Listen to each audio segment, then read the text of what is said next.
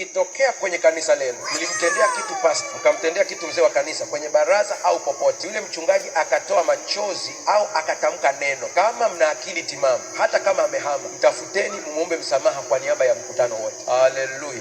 Hicho kitu kinaweza kuwatafuna mpaka mnashangaa ni kitu gani, ni kitu gani. Msije mkadhani mmeshinda hata siku.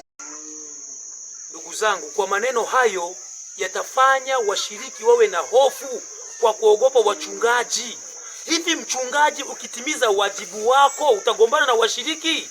Unaweza ukajikuta unagombana na washiriki kwa sababu mchungaji haujatimiza wajibu wako. Halafu unaposema ikitokea kitu fulani kikamfanya mchungaji akatoka, ni kitu gani? Maana mambo yako mengi. Kuna mambo ambayo unaweza kumwambia mchungaji ukweli akatoa machozi, nayo anakuingiza kwenye shida, nayo anaenda kukutafuna. Kwanza tuelewe ni mambo yapi. Umesema kitu, hatujui ni kitu gani. Ukiseme tujue kwamba hii ni miko kwa wachungaji. Kwa mfano, kuna washiriki wachungaji wakiwaumiza washiriki na washiriki wakatoa machozi, Bwana anaenda kufanya nini? Maana kuna washiriki wachungaji wanawaumiza washiriki wao mpaka washiriki wanatamani kuliacha kanisa. Je, ikitokea na yenyewe mchungaji akamuudhi mshiriki na mshiriki akatoa machozi, mchungaji anafanywa nini na Bwana?